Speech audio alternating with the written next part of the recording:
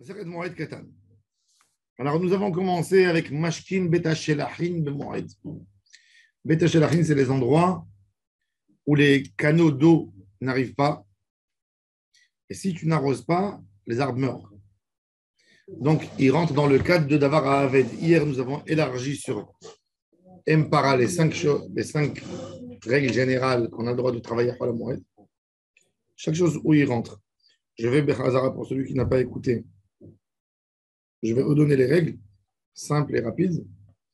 Je dis toujours, le Rachid Kavot, il est bizarre pour qu'on n'oublie pas. Mpara, la maman de la vache. Aleph, Davara Aved, tout ce que si tu ne touches pas, il se perd, ou tu peux avoir un dégât, comme quelqu'un qui a un problème d'eau à la maison. Il a son plafond qui fait couler de l'eau. Il a une là. S'il ne s'occupe pas maintenant, il va avoir des gros dégâts. Il aura besoin même de faire la peinture. Là, il amène un plombier, il fait une petite réparation, ça va. Mais s'il va attendre, ça va se propager, ça va lui abîmer même le plafond. Davara Aved, Mouta, Mouta. Alors, à Aved aussi, il y a quelqu'un qui t'appelle, un goy, il t'appelle, il dit viens me faire un devis. Ou un homme, parle du jeu, viens me donner le devis aujourd'hui. Tu ne vas pas y aller, il y a 5 concurrents, ils vont y aller, ils vont prendre le chantier. Tu as le droit. Davara Aved, Mouta. Même, Moed, tout ce qui est le besoin de la fête. Tu veux monter une soukha spéciale pour une réunion qui va se passer pour la Moed. Tu as le droit. Tu veux monter une estrade, il y a une offara. Même si on le savait avant. Même si tu le savais. Ouais, il y a un chanteur qui doit venir chanter devant 200 personnes. Il faut lui monter une estrade. Il faut amener des choses. Il faut visser, il faut souder. On a le droit. Toher HaMoed. Tout ce qui est Toher HaMoed. Pour un homme aussi à la maison. Tout ce qui va faire du bien directement pendant la fête, il n'y a pas de problème. Est-ce que c'est Tzorer? Moed, c'est le Tzorer. Un concert, c'est pas Tzorer. Est-ce qu'on doit évaluer? Je kiffe. J'ai un plaisir, on se réunit pendant la fête. Hein? C'est pour ça. Qu'est-ce qui est Tzorer? Non, tout ce qui donne un désir à un homme, il a le droit. Il a le droit de profiter. L'on a un hagim pour faire. C'est faire plaisir aux gens, c'est ça la fête. Donc tu as le droit. Ensuite, tu as le droit pour elle, un employé qui soit un employé. Alors, deux types d'employés. Un employé que son boss, il dit, je ne peux pas vous libérer, vous tous. Voilà mon aide. Il y en a 1, 2, 3 qui doivent rester. S'il ne restera pas, il va avoir des problèmes. Il a le droit de rester. Il a le droit, en plus pour elle, il peut être aussi quelqu'un qui travaille à son compte et il n'a pas assez d'argent et il vit du jour des travaux qu'il va faire. Et s'il va aller travailler, il va avoir un peu plus d'argent pour améliorer sa fête. Il a le droit lui aussi. Pour elle. Resh, Rabim, tout ce qui est Tzorki Rabim, tout ce qui est pour le public, comme les structures publiques, tout, la mairie, la police, tout ce qui est les pharmacies, tout cela doit être couvert Chol HaMoed comme si c'est Yom Chol. Non pas à se mêler de la religion, de dire on est Tzorki Rabim. On a dit même Shabbat, on a expliqué. C'est valable aussi Bien sûr. Même chose. Même chose. Tzorki Rabim, Quoi Rabim? Rabim, il y a des gens qui ont besoin, c'est l'homme échané. Tu ne sais jamais s'il n'y a pas un juif qui aura besoin d'arriver en pharmacie. Alors maintenant, on ne va pas partager entre eux. Tzorki Rabim, c'est Mouta. Même des goïms, une ville que toutes les choses urgentes, toutes les pharmacies sont fermées, toute l'administration est fermée 7 jours. Si tu trouves ça normal, c'est que à Bnei Brak qu'ils acceptent. C'est pas normal. Une ville doit fonctionner. Il y a des besoins dans une ville. Les hôpitaux, les services municipaux, ils doivent donner. Qu'est-ce qu'ils acceptent? Hein? Qu'est-ce qu'ils acceptent? Que tout soit fermé. Est-ce qu'ils ont des pharmacies à côté? Dans les villes de côté. Mais c'est pas normal. C'est transformer la halakha. La halakha, elle autorise. Tu n'as pas besoin. D'avoir que à la base, c'est moutard. Nikra idiote. Pourquoi? Parce que tu transmets pour la halakha. Et c'est idiote. Tout ce qu'on peut faire, que tout le monde sait faire, c'est moutard de le faire. C'est même une melacha. Coudre un bouton, faire un ourlet, repasser, des habits pour porter, pour le besoin, tout ça, en barrière. D'accord? Alors, cirer les chaussures, par exemple. Tu prends des chaussures, c'est pas pour la fête, c'est pour après la fête. Mais tu as une manie chez toi, tu utilises les chaussures avant de les remettre dans l'armoire, tu les cires. En barrière. De les cirer. Ça, c'est pour écarter quoi? Pour écarter quoi? C'est pas Non, pour la c'est pas assez idiote, c'est pas une mélacha. C'est C'est pas pour écarter, c'est pas pour que je écarter. ne sais pas faire. C'est pas pour écarter. Oui, c'est quelque chose que tout le monde sait faire. C'est pas la mélacha que la Torah a interdit de faire. Non, c'est. Non, c'est pas. Je parle de l'idiot. Tu fais ta fila plus longue. Exemple, il y a Tu manges un mieux. couturier. Tu étudies un peu plus de Tu peux le faire Torah. de façon Tu vas professionnelle, visiter les gens. c'est-à-dire avec tout le matériel professionnel, ou alors de façon rapide. Quoi. Il a un truc à faire, il va le faire, mais pas comme il le fait. Il faut qu'il y ait un chinois de façon pas humanoute, quoi, pas de façon professionnelle. Il faut qu'il fasse un changement. C'est un chinois. Pour lui, dans sa tête, de montrer qu'il est en la Alors, il dit Mashkin beteshlachim bemoed ou shevi'it. Shevi'it, c'est la Shemitah. La Shemitah, on n'a pas le droit de travailler dans nos champs. Mais la Mishnah nous redonne le principe. Tout champ que si tu n'arroses pas, ça va s'abîmer. Tout ce qui a été moutard de le planter, il a été fait béhéter. Des légumes que j'ai plantés avant la Shemitah. J'ai le droit de les manger avec douchet Shevi'it. Ça a poussé déjà avant la Shemitah. Ça fait sortir un tiers de ce que ça doit donner. Même des tomates.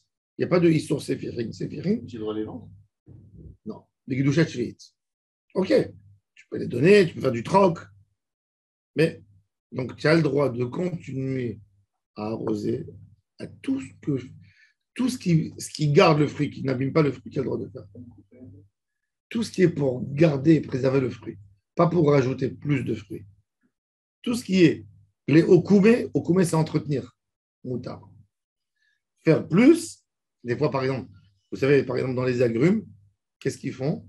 Maintenant, dans 2 mois, en mois de janvier, février, ceux qui ont des agrumes, ils prennent un ciseau, ils font rentrer la main dans l'oranger et ils enlèvent des feuilles. Pourquoi ils enlèvent?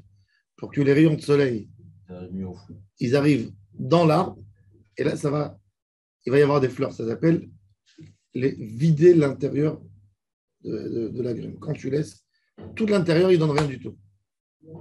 Quand le rayon de soleil il rentre, il va donner des fleurs là-bas. Ils épaississent l'arbre. Voilà, par exemple de l'extérieur, même à l'intérieur. Oui. On enlève le feuillage à l'intérieur. D'accord? Ça, c'est la manière pour donner à l'agrume à se développer. Ça, c'est la source de faire en Shemitah. Je fais pas pour. L'arbre, il ne va pas mourir. C'est vraiment un fruit. Mais tout ce qui est l'entretien. Tu as des vers qui viennent attaquer l'arbre. Tu as le droit de s'occuper. Tu vois que l'arbre, il est en train de sécher. Tu as le droit de t'occuper. Tu vois que la taftefet a été abîmée. Tu as le droit de recreuser, de reposer une taftefet. Tout ce qui est pour garder l'arbre. Il y a des herbes, mauvaises herbes qui s'approchent, qui étouffent la racine. Tu as le droit de les enlever. Tu as le droit de mettre du rissos pour ne pas abîmer les fruits s'il y a des insectes. Tous ces mélachot sont des mélachot moutarot. Ce n'est pas des mélachot asurot. Et c'est ce qu'elle dit la Mishnah, c'est le principe de la Mishnah. Dans la Shemitah, c'est pareil. Tout ce qui est, tu veux prendre de l'eau pour arroser, si tu ne vas pas arroser, l'arbre va s'abîmer. Il y a des arbres qui dépendent complètement de l'eau. Il y a des arbres qui ne dépendent pas de l'eau. L'olivier, il a des réserves. Les olives seront un peu moins bonnes si tu n'arroses pas. Mais il tient, il accumule, et il peut vivre sans rien lui donner. Tous les shivat minimes d'Eretz Israël sont des choses qui ne demandent pas de l'eau, de l'investissement. Aujourd'hui, les agriculteurs, ils font des champs de grenades.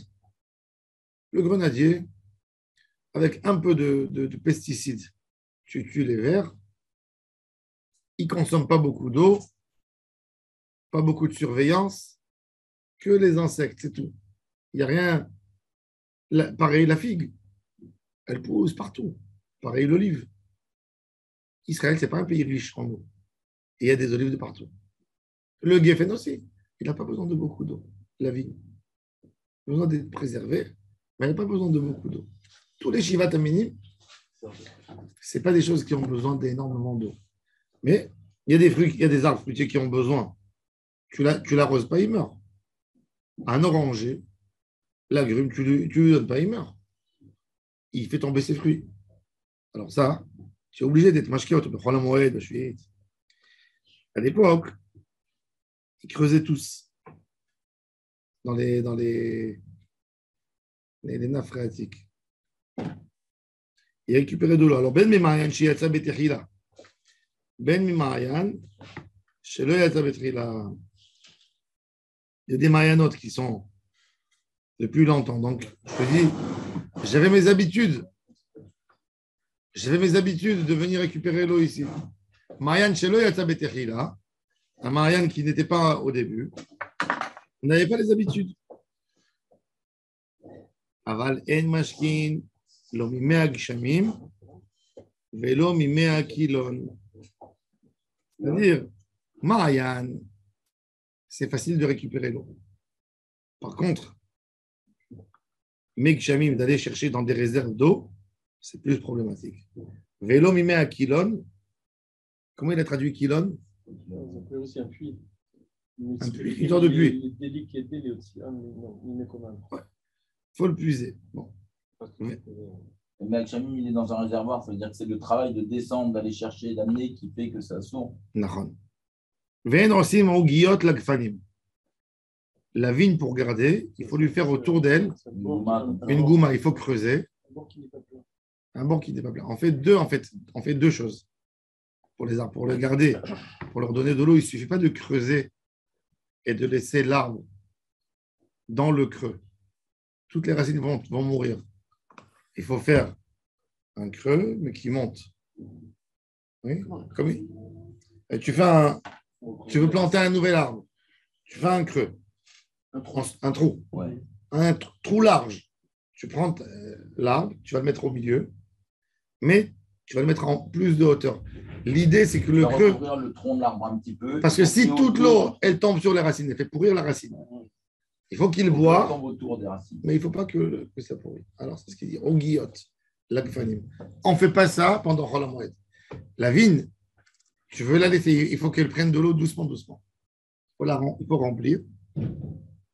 Et il faut qu'elle garde l'eau. Elle a besoin d'une certaine humidité pendant un moment. Ça, tu ne fais pas Chol HaMoed. Pourquoi? Parce que tu pouvais le faire avant. Maintenant, tu as besoin de faire au guillote l'agfanim. C'est maintenant Chol HaMoed, tu as décidé de le faire. On parle d'un entretien. On ne parle pas maintenant entretien. C'est ce qu'il nous dit. Ve'en osim ogiyot l'agfanim. Rabbi Elazar ben Azaria Omer, en osim et ha'ama batechila b'moed. On ne fait pas des canaux, chol ha'moed ou b'shevit. Chachamim omrim, osim et ha'ama betchila b'shvit. On fait la hama dans la shmita, ou metaknim et ha'mkulkelet b'moed, et on a le droit de réparer. La hama, les canaux dans le champ, si on a vu qu'il y a une plante, il y a un tronc qui est tombé là-bas, il y a des animaux qui ont passé, qui l'ont abîmé. Non, c'est pas, si tu as une tuyauterie qui s'est abîmée, ou tu as eu un animal qui est rentré, il t'a abîmé les canaux qui amènent de l'eau, tu as le droit de les recreuser dans la. On disait même qu'on peut creuser un nouveau canal. Oui, Chachamim. Chachamim, il te dit que tu construis un nouveau canal. Ou metaknim tam kulkelet damad, ou metaknim et qu'il coulait un maim chez Birshut Arabim. On répare l'eau qui est à Rishut Arabim. Vechotetim otam, on nettoie. Ou metaknim tedrachim, ve'et arechovot, ve'et mikvot amaim. À l'époque, l'eau, c'était très important pour tout le monde. Tous les puits. Ve'osim kol tzorkei Arabim. Tout ce que le public a besoin. Tout. Pourquoi? Parce que tzorkei Arabim, il ne faut pas attendre qu'il y ait une manifestation. Il faut leur préparer ça avant. Kol tzorkei Arabim. Ou metzaidim et akevarot. Metzaidim et akevarot, c'est ils allaient les envoyer du Bédim pour les Kohanim et pour les pèlerins qui montaient à Jérusalem. Les gens étaient en fait, ils voulaient se garder Bigdoucha. Donc ils allaient vérifier que toutes les tombes, parce qu'à l'époque, ils ne mettaient pas des pierres tombales comme aujourd'hui. Ah, qu'il y avait un siman pour qu'on sache si c'est Cohen ou pas Cohen. Non, ils voulaient qu'un cimetière, c'était censé à oublier. Ah, nous, aujourd'hui, on est toute la journée au cimetière. Chez eux, non. Le cimetière, c'est. En arabe, comment tu dis en arabe marocain? Ma'ara, ça veut dire qui c'est qui rentre dans la grotte? Ma'ara, c'est la grotte. Qui c'est qui rentre dans la grotte? Personne. Le Rambam me dit que le cimetière, ça doit être l'endroit le plus isolé du monde. Laisse-le isolé comme il est. Laisse les morts dans un endroit isolé. Aujourd'hui,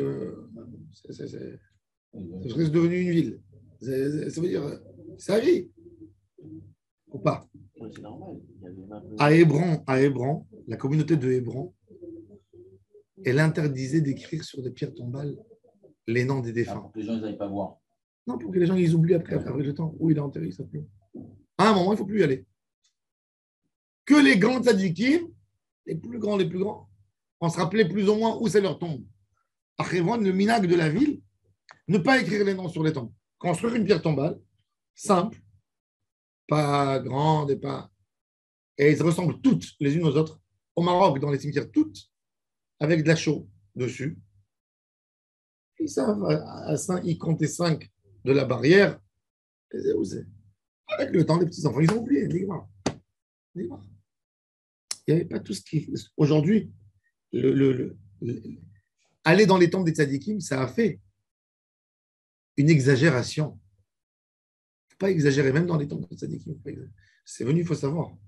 Je ne sais pas si c'est venu d'une source juive, cet abus d'aller toute la journée dans les temples des tzadikim. Dans le mot que les séfarades emploient, à la base, ziyara, c'est musulman. C'est dans le Coran. Il y a le ziyaret. Mahomet, il a dit, quand ton âme n'est pas apaisée, tu vas apaiser ton âme, va faire un ziyaret, va faire la tournée des morts. Sio, ziyaret, Sio, va te pèleriner et va parler, laisse tes angoisses et reviens chez toi. Les Juifs qui vivaient dans les pays de l'islam, ils ont pris. Mais à la base, on n'a pas besoin de. Tu es attaché chez un tzaddik de temps en temps, une fois par an, 2 fois par an, tu veux faire une promenade, tu vas aller chez les tzaddikim, ou tu as un tzaddik qui est spécialement attaché. Aller, partir. Et il y a des gens, tous les mois, ils ont besoin d'aller chez un. Moi, je me demande si c'est pas Eux qui ont pris de nous. eux qui ont pris de nous. Parce que lui, il n'invente rien, lui. Il n'a rien inventé, il a tout copié. Oui, d'accord, c'est vrai. Mais on voit quand Bien sûr que ça existe. Jean-Marie Chaï est décédé. Il y a toute l'histoire là-bas, il décrit que là-bas, ils iront pleurer sur sa tombe, etc. D'accord, mais qu'au moment même, pas tout le temps. Ça n'a jamais existé. La preuve qu'on n'a jamais trouvé ni des prières jusqu'à 200 ans sur les tombes des tzadikim, comme dans les 100 dernières années, que c'est devenu. Quelque part, tu sais, les Haredim aujourd'hui, ils vont beaucoup dans des tombes de tzadikim parce que c'est un tourisme incontestable et autorisé à la base. Ça veut dire, tu veux kiffer, tu as honte de dire je kiffe. Non, alors tu dis je vais dans une tombe de tzadikim. Voilà, tu dis. Ça veut dire quand tu dis j'ai fait la tombe des tzadikim, c'est pas Bitul Torah, il n'y a plus de prise de conscience, tu comprends? Khaled Benifouné, il a été aussi. Il a fait. Il a été une fois. Et Hadaya au Pirsemo Aketou. Justement. Non, ça veut dire que c'est pas quelque chose à ne pas faire. Tu vois, Yaakov Avinu, quand il part en Égypte, il ne va pas à Kiryat Arba pour se séparer de ses parents. Ils n'avaient pas la notion d'aller pèleriner. Il n'y avait pas. Khaled a été prié sur Hebron, après il les a rejoints. C'est écrit dans Masachet Ta'anit, tu vois bien. Tu vois, la plus grande preuve, c'est que on te dit que le minag, quand il y a une ta'anit, Erev Rosh Hashanah, on te dit il faut aller au cimetière pour 2 raisons, pour se sentir comme des morts et pour demander à Hachem de prier pour nous. Ça veut dire que le minag n'était pas commun d'aller. S'il a besoin de te dire on va, c'est-à-dire que ce n'était pas commun. Tu as compris? Il y a des témoignages clairs, ça n'a jamais été commun. Oui, aujourd'hui, c'est sûr que c'est devenu. C'est avec l'influence. Par exemple, Rabbi Meir Baal HaNes, les gens de Tibériade, c'était souvent les communautés pour gagner de l'argent. Elles encourageaient les gens à aller au cimetière. Quand les pèlerins ils montaient chez Rabbi Shimon Bar Yochai, ils allaient se fournir de l'eau, de la nourriture à Tibériade. C'était l'endroit le plus proche de Miron, parce qu'ils ne montaient pas à Tzfat pour redescendre à Miron. Ils avaient Tibériade. Tout celui qui venait du centre d'Israël, il passait par Tibériade. Et ils montaient sur les ânes pour arriver à Miron. Tzfat était une ville qui était pauvre, qui n'avait pas beaucoup de. Tandis qu'à Tibériade, les Arabes, ils amenaient la marchandise, il y avait la kinneret, il y avait le poisson, il y avait les jeux. Il y a 150 ans, la communauté séfarade de Tibériade, elle a construit le mausolée sur la tombe de Rabbi Meir Baal Hanès. Ils ont dit, quand on va faire l'inauguration, quand on va faire. Ils ont dit, quand il y a tous les pèlerins qui arrivent ici quelques jours avant l'Akba Omer, ils viennent ici pour monter à Miron, on fera la chose. Comme ça, il y aura des gens, ils vont faire des dons. Ils ont fait, ça a très bien marché. Ils ont dit, les Shana Abba, Bamakom Azeh, ça s'est bien passé. Et depuis, c'est devenu la Iloula de Rabbi Meir. On ne sait pas. Même Rabbi Shimon, on ne connaît pas sa date de décès. Rabbi Shimon, il y a quelque chose d'autre. Il y a une erreur. C'est écrit Biyom Simchat Rajbi, c'est écrit dans Shara Kavanot. Le scribe, il a fait une erreur, il a effacé le Het. Biyom Shemet Rajbi. Il n'y a pas aucun témoignage que Rabbi Shimon Bar Yochai est mort le Lag Bar Omer. Le Lag Bar Omer, comme Rabbi Shimon, c'est le grand élève de Rabbi Akiva, et c'est ce jour que les élèves de Rabbi Akiva ont arrêté de mourir, alors on fait la Simcha chez Rabbi Shimon. C'est devenu Simcha, la Iloula de Rabbi Shimon. Rabbi Meir, on ne connaît pas sa date. Mais, et tout ça, c'était des choses. La communauté juive de Acre, elle a voulu gagner de l'argent. La communauté de Tveria, elle a voulu. Il y avait un rabbin, il a décidé que le Ramchal est enterré à Tibériade pour ramasser de l'argent. Il a dit donnez-nous pour le Ramchal. Le Ramchal, il n'est jamais arrivé à Tibériade. Il était à Acre. Ça tombait là à Akko. Il est mort, le pauvre, par une pandémie, lui et toute sa famille. Mais c'est faux. Il y a des choses comme ça. Les gens y mettent une coupe à la tombe de la femme de Rabbi Akiva à Tibériade. C'est une arabe qui est enterrée là-bas. La tombe de la femme de Rabbi Akiva. Même Kever Binyamin, c'est faux. Même Kever Dan Ben Yaakov, c'est faux. Tout ce que le Harizal n'a pas dévoilé, qui n'est pas écrit dans Chargon, il n'y avait pas de juifs ici pendant 2000 ans. Très peu.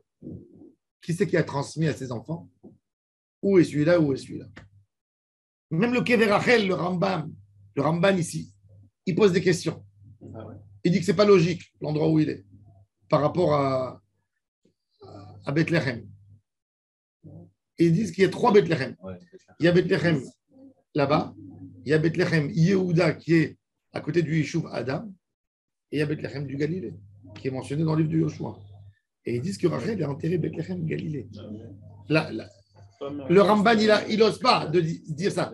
Aujourd'hui, peut-être les chrétiens, ils l'ont fait passer. Parce que quand ils se sauvaient des musulmans, ils prenaient les saints. Comme ils ont fait avec Shmuel Hanavi. Ils l'ont récupéré. Shmuel Hanavi n'était pas enterré là-bas, à la base, dans l'endroit où il est aujourd'hui. Il était enterré. Oui, il n'a pas été. C'est pas lui qui est là-bas. Non, c'est Shmuel Hanavi. Il est là-bas. Mais on sait que c'est les chrétiens, quand ils se sont sauvés des musulmans, ils les ont écartés et renvoyés. Avant de quitter, ils ont pris avec eux la tombe de Shmuel Hanavi, ils l'ont emmené là-bas. Ça, il y a des témoignages clairs. Mais les chrétiens, ils nous ont déformés. Les chrétiens, ils ont déformé tous les noms comme c'était des idiots. Les croisés, c'était des gens qui ne connaissaient pas ni la Bible.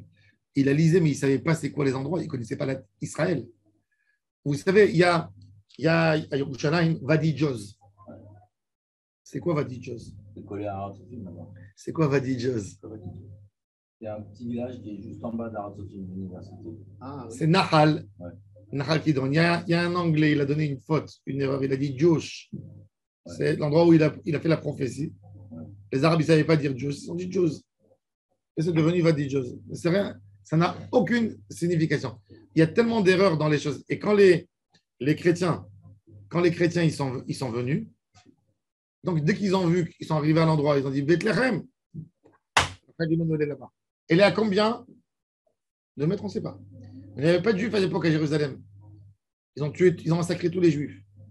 100 ans plus tard, il figure dans les témoignages.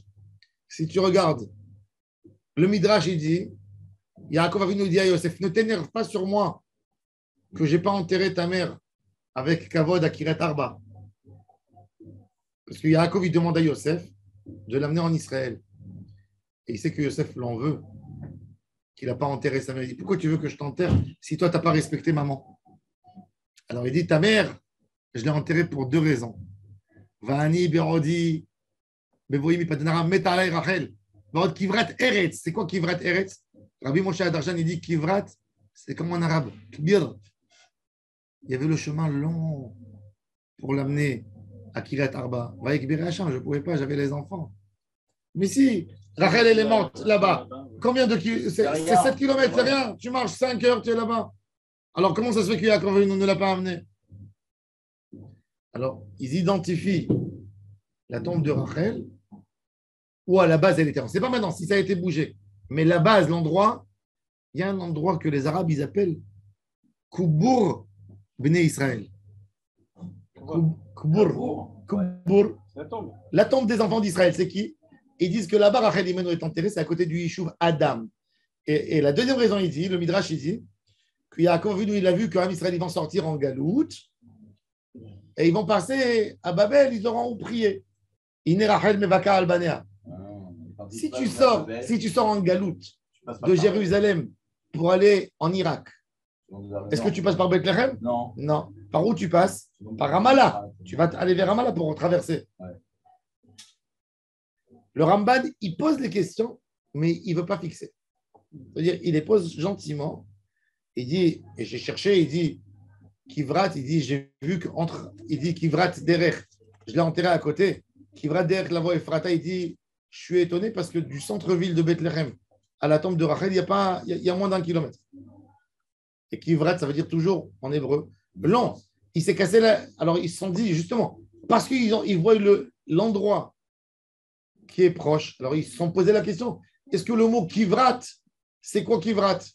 Au lieu d'aller voir la distance. Exactement. Au lieu de poser la question du mot sur l'endroit, ils ont posé de l'endroit sur le mot. Et ils ont changé, ils ont transformé le mot. Alors ils ont dit Kivrat, ça ne veut pas dire Kivrat, ça veut dire peu. Comme il dit Velo Bara Otam, Seouda Tavra, une petite Seouda. Il dit Kivrat, un petit chemin. Mais ça ne se comprend pas logiquement dans la réponse de l'idée générale. Elle ne se comprend pas. C'est quoi, c'est en face de Bet Saïd? Quoi? Yishuv Adam? Yishuv Adam, il est à côté. Non, pas du tout là-bas. Adam, le Yishuv Adam, il est quand tu vas à Anatot, à Beth El, quand tu vas vers le sud. Vers le sud de Jérusalem. Non, Ma'ale Edoumim. Le Marsomim là-bas, c'est cette région là-bas, Adam. D'accord, ok. Faire Djabba, tout ça. Voilà. Là-bas, tu as Adam. Et là-bas, c'est logique. Ça peut être logique. En plus, Yaakov Avinu, il vient d'où? Il vient de la Mésopotamie. Il était à Beth-El. Il a amené là-bas des sacrifices. Il dit, bon, on a allé Beth-El. Donc, tu vois qu'il vit dans cette région. Il est là-bas. Comment il est arrivé? Il n'est pas encore arrivé à Hebron. Et après, il va voir son père, Yitzhak, qui va s'installer avec lui à un moment, et il revient.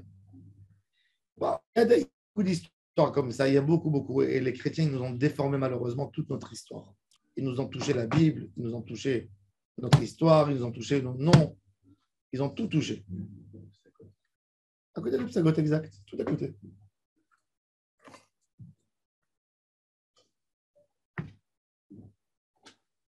Donc, il mettait sur les tombes, des signes. À l'époque, le Bedin, il avait une influence sur le peuple. D'ailleurs, quand vous prenez la route à propos de Hebron, c'est le seul endroit où vous pouvez voir encore les Kilhaim d'Eoraïta. Les agriculteurs, pour économiser la place, ils faisaient les pieds de vigne. Et entre les pieds, ils mettaient du blé. Ça, c'est Kilhaim Minatora. Kilhaim Minatora, c'est quoi? C'est Geffen avec Chita. Ça, c'est le Kilhaim Minatora. Tout le reste, c'est Kilhaim de Rabbanan. Minatora, Hartan, Chita, ou c'est en arabe et Mapolitiat. Quand tu les jettes, ils arrivent à côté. Quand vous allez à Kiryat Arba, vous voyez les Arabes dans les vignes. Ils plantaient, il faut arracher. Alors le Bedin, il sortait. Quand ils voyaient des champs comme ça, ils arrachaient première fois. Ils disaient, attention, la prochaine fois, quand ils voyaient qu'il y avait ça, ils mettaient le feu. Qu'est-ce que tu vas vendre aux gens des Kilaim? C'est assourd. Kilaim, c'est le Batel Berhamia. C'est Isor Achila. Donc, Yotzim Avala Kilaim.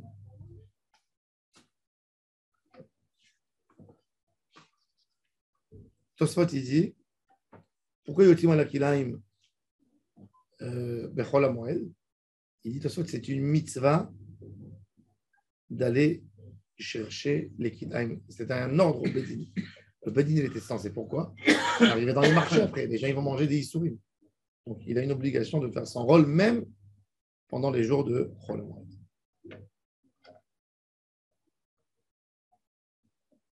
Alors, la Gemara, elle dit...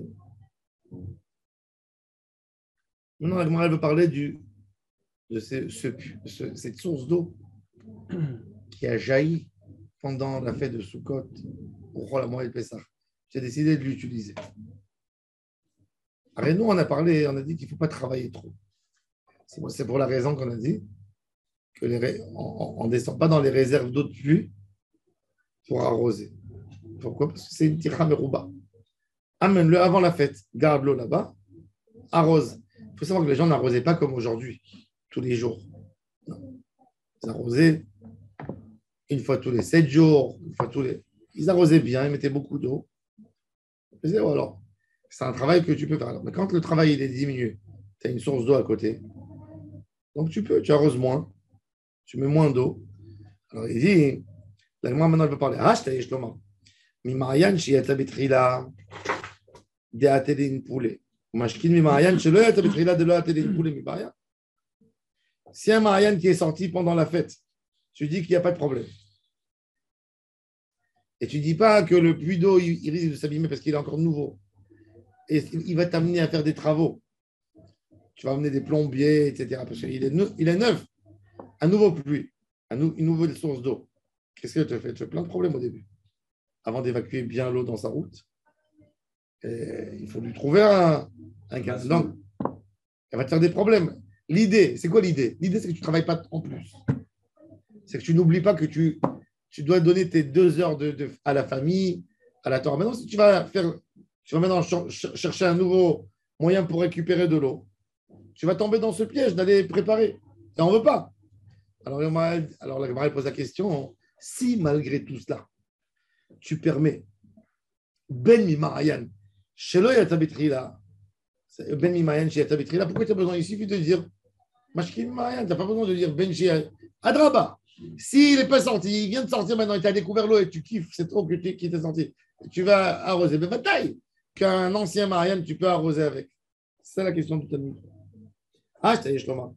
Mimarayan, Yata Betrila, de Atelin Poule Mashkin. Mimarayan, Shelo Yata Betrila, de lo Atelin Poule Mimarayan. Est-ce que c'est une question, Birklal? Et moi, je réponds, Amri, Itzterich. Oui, j'ai besoin de ça. Pourquoi? Itana Mimarayan, Yata Betrila, Vamina Achaou, de Betashelachin, Betabaralo, Mishum de Atelin Poule. אבל מעיין שלא יצא בתחילה, דלא הטלין פולה, אמה אפילו בטבעל נמי. כמה שמעלן, לא שנה מעיין שיצא בתחילה, ולא שנה מעיין שלא יצא בתחילה. בית השלחין עם, בית הבעל לא. בית הבעל, c'est des chemins, des champs qui sont dans la vallée. Dans la vallée, il y a de l'humidité. Même si tu ne le donnes pas à boire 7 jours, il ne mourra pas. Il suffit d'arroser bien avant et après. Pourquoi? Parce que même quand il fait chaud, la vapeur, elle reste, elle revient, elle reste. C'est un bassin. Donc, tu n'as pas une autorisation d'arroser les champs. C'est un grand travail d'arroser les champs. On ne s'imagine pas le bonheur qu'on a aujourd'hui. Aujourd'hui, on a un tuyau avec de la pression. Tu envoies l'eau à 500 mètres de hauteur dans la montagne. Vous savez ce que ça veut dire? Des endroits où personne ne pouvait habiter. C'est grâce aux pompes modernes que tu peux t'installer aujourd'hui dans le monde entier. Avant, c'est très simple. Tout endroit, il faut savoir que tout endroit du monde où tu vois une habitation plus de 150 ans, il y a de l'eau dans la région. Les gens, ils allaient s'installer où il y avait de l'eau. Où il n'y a pas d'eau, ça veut dire où il y a de l'eau stable, que tu peux avoir de l'eau. S'il n'y a pas d'eau dans ce coin, personne qui va s'installer là-bas. Personne. Alors, aujourd'hui, c'est autre chose. Alors, il te dit, Betabal, un champ humide, tu n'as pas arrosé. C'est-à-dire, tout ce qui peut tenir bien, même si, admettons, tu vois, c'est pas qu'il va sécher, qu'il va s'abîmer. Il va survivre. Voilà, il va survivre, tu n'as pas le droit de le toucher. C'est ce qu'il dit. Alors il dit, alors c'est quoi le ridouche? J'aurais pu penser que quand la source d'eau elle est là,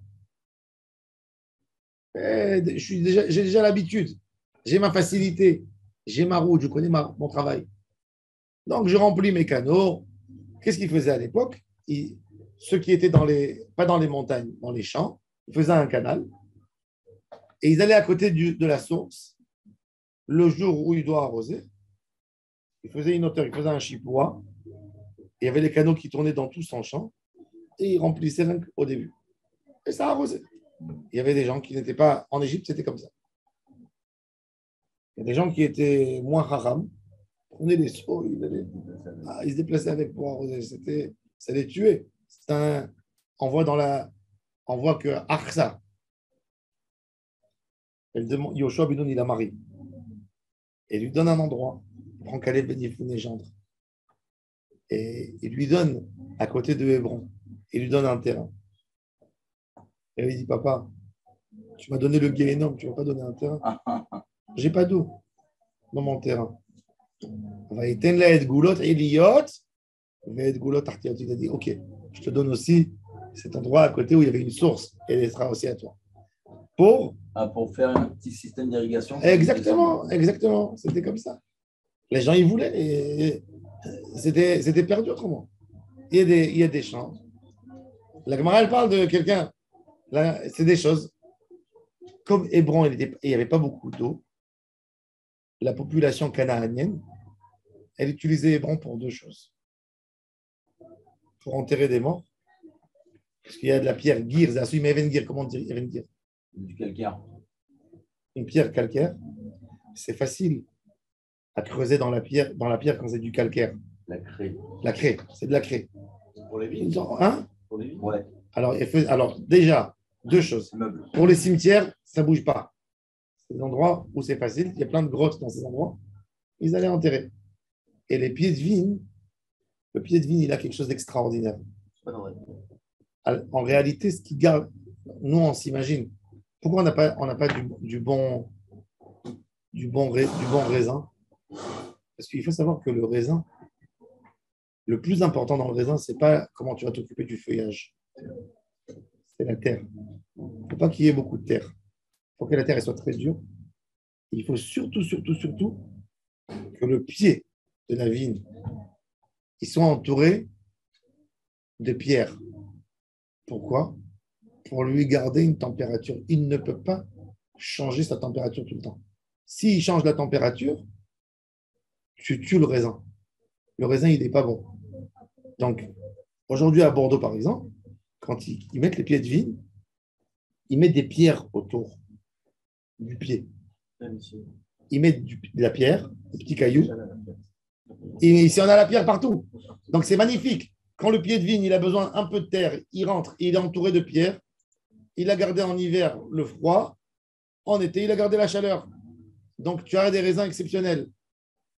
Et c'est pour ça qu'on faisait toujours le pied de vigne, les pieds de vigne uniquement dans les endroits où il y avait la pierre. Tu vois, même la bracha qu'il a reçue, Yehuda, c'est le vin. La terre de Yehuda, elle est pleine de pierres. Donc, c'est pour ça qu'il a eu la bracha du vin. Il a le meilleur vin d'Israël. Le meilleur vin d'Israël, ce n'est pas le vin de la Galilée. C'est le vin de la Judée. Pourquoi? Il fait bien froid en hiver. La température, elle descend. C'est sec. Il y a de la pierre. Donc, la pierre, elle refroidit bien le pied de vigne. Et en été, il fait chaud. Et la pierre, c'est un thermo qui lui garde la chaleur à l'intérieur et il donne ses fruits. Tandis que dans un endroit comme dans le Charonne, par exemple, tu ne peux jamais faire du bon vin. Le seul vin que tu peux avoir, c'est du rosé ici. Pourquoi le rosé? Il est faible. Il te faut des raisins pleins de jus, mais pas avec de la saveur. Aucune saveur. Donc, ça, c'est des pieds de vigne que tu vas planter au Charonne. C'est pour ça que la bracha, Yehuda, il a eu des pieds de vigne dans la Judée. Qui c'est qui a reçu l'huile? Asher au Galilée. La terre là-bas, elle est bonne pour les olives. Ils marchaient même les Arabes quand ils sont venus en Israël. Quand ils sont venus en Israël, comme dans l'islam, ils n'ont pas le droit à la vigne. Ils ont posé la question à Saladin. Qu'est-ce qu'il fallait faire? Il a dit, oh, vous voyez une vigne, vous l'arrachez, vous mettez un olivier. Quand vous allez dans Yehuda et Shomron, ça n'existe pas une montagne où vous ne trouvez pas sculpté dans la pierre l'endroit pour écraser les raisins et les bains, les piscines pour faire le vin. Partout. Vous voyez un gros carré comme ça sculpté dans la terre avec des petits canaux comme ça qui amènent à des trous où ils écrasaient et le vin descendait là-bas et ils faisaient comme ça le vin. Partout, partout, partout, partout. Et ils marchaient même les Arabes. Ils nous ont tué le pays. Ils ont mis. C'est pour ça qu'il y a dans le Sharon des olives. C'est inadmissible. C'est du gâchis d'avoir dans la Judée des oliviers. C'est pour ça que l'huile d'olive d'Israël, elle n'est pas bonne. Pourquoi elle n'est pas bonne? Parce qu'elle n'est pas dans son bon endroit. L'olive, elle n'est pas dans le meilleur endroit où elle doit être. L'olive, elle doit être dans la tribu de Asher. Asher, il a eu la bracha. Vetovel Bashemen Raglo. Il a reçu de Moshe Rabbeinu. Et le Goral, il est sorti, qui va recevoir la meilleure terre pour les olives. Au Galilée, début du Galilée, Galilée Tarton. Tout le Galilée Tarton, c'est le meilleur endroit pour avoir l'olive. Le Negev, il n'est pas bon. Le meilleur endroit, c'est ça. Tu vois bien que les olives, l'olive de la meilleure réputation qu'il y a dans le coin, c'est quoi? C'est laquelle? C'est l'olive syrienne. Shemen Zaïd Souri. Pourquoi? Parce qu'il vient de la région d'en haut. Eux, ils n'ont pas du bon vin, parce qu'ils n'ont pas un climat comme celui de Jérusalem et de la Judée. Le meilleur climat pour avoir des bons pieds de vigne, c'est cette région. En France, c'est les croisés. Ils ont ramené avec eux les pieds de vigne d'Israël en France. Et la France est devenue un empire dans le vin. C'est les pieds de vigne d'Israël. Quand le baron Rothschild, il a créé la vigne de Carmel Mizrahi, c'est lui qui a créé à Benyamina et à Zichron Yaakov. Il a dit, j'ai fait ma mission de ramener à Eretz Israël ce qu'elle a donné. Et quand le baron Rothschild il faisait des fêtes en Europe, il amenait le vin, les tonneaux d'Israël, et il donnait, les gens ils devenaient fous. Déjà à l'époque. Il a dit, son idée, c'était de ramener justement ces pieds de vigne. Donc, chaque chose, il a son travail à faire. Alors, on te dit, un endroit où il y a des... Alors, Bet Baal, tu n'as pas besoin de la... Shlachin, oui. Shlachin, c'est un endroit où il faut que tu arroses tout le temps. Il est Shloach Maim. Shloach Maim al Pener Kutzot. Comme on dit dans Tikkun Natal. Oui, Tikkun Akashim. Alors, il dit, c'est ce qu'il nous dit. אבל מעיין שלא יצא בתחילת דלת אלין כולי אמר אפילו בית הבעל נמי כמשמע לן לא שנה מעיין le Ikar du Chidush de la Mishnah c'est pas le Maayan c'est le Bet Hashlachim Mashkin Bet Hashlachim mais pas Mashkin Bet Baal. Ça c'est l'essentiel de la Mishnah, c'est ce qu'elle a voulu nous enseigner. Umaï mashma daï Bet Hashlachim l'ishna de tzahut d'où je sais que Shlachim ça veut dire une terre sec, le mot Shlachim. Alors, tu dis voilà regarde Dirti ve'ata ayef ve'yagia u'metargeminan ve'at mishalhe ve'lahe. Mishalhe, le he et le het, ils changent. Shalhe, c'est fatigué, à la fin. Même en arabe, quand tu dis shilhe, c'est à la fin, c'est quand tu es déjà fatigué. Mishalhe ve'lahe. Lahe, c'est ayef. Mishalhe, c'est soif. Moi, je m'adapte à Baal. D'où je sais que Beta Baal, qu'il y a un champ qui s'appelle Beta Baal, c'est une terre arrosée. Beta Baal, c'est comme le Baal, Beila. Qui va al Bahou Betula. Il arrose. Qui va al Bahou Betula. On met un geminan, arrêt. Kema demitutav Rolam. Rolam, c'est un jeune. Et in Betulta, Itiatvur Begavir Banaïr. Alors, le mot Beila en araméen, c'est mitutav, yishuv, arrosé, mouillé. Bon, elle dit Mantana de Psidain Arvachalo. Donc, maintenant, qu'est-ce qu'on a compris dans la Mishnah? De protéger, de ne pas perdre ton argent, oui. De gagner de l'argent, non. Pourquoi on m'interdit de gagner de l'argent? Regardez. Mantana de psida in arvachalo. Même quand on perd, pas exagéré dans la tirha. Amaravuna Rabbi Eliezer ben Yaakov. Détnan Rabbi Eliezer ben Yaakov Omer, Moshkin et Tamaim ilan le ilan, ou bilvad shelo yashke et asade kula. Il dit, même quand il faisait l'eau, il faisait béchinouille. Il remplissait les trous à côté des arbres et il prenait le seau, il remplissait d'un trou, il passait dans l'autre trou. Ils n'allaient pas arroser parce que non, Stam dans l'année, qu'est-ce qu'il fait? Il prend des seaux et il jette de partout. Non, tu ne jettes pas comme ça. Tu ne fais pas comme que tu as l'habitude de faire en rôle dans l'année. C'est Rabbi Eliezer ben Yaakov. Moi, il a dit Imo de Shamat et Rabbi Eliezer Arvaha Delo Tirha bimkom psida mishamat et la Marav Papi. C'est pas Rabbi Eliezer ben Yaakov. Parce que pourquoi pas? Rabbi Eliezer ben Yaakov, qu'est-ce qu'il a dit? Il a dit tu ne fais pas Arvaha. Mais Tirha bimkom psida, qui c'est qui a interdit? Qui c'est qui a autorisé? Mishamat et la Marav Papa Amani Rabbi Yehuda et Tanya.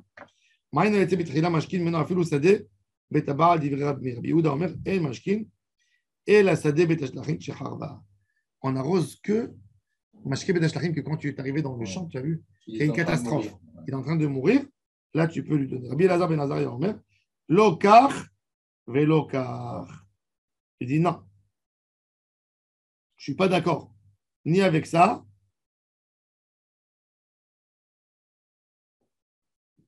Et ni avec ça. Les deux, il les a interdits. Rabbi Elazar ben Azariah. Lui, il était très riche. Alors peut-être, il était on rattrape après. Non. Ça se rattrape. Mais la halakha n'est pas comme lui. Toujours la halakha est comme ceux du milieu. Vous avez vu? Il y a un, il a interdit Beta Baal et Beta Shlachim. Ouais. L'autre, il a autorisé Beta Shlachim ou Beta Baal. Celui du milieu, il a autorisé Beta Shlachim, il a interdit Beta Baal. Donc, on a choisi le chemin du milieu. Et la halakha est toujours comme ceux du milieu. Bon, Adonai, Amen.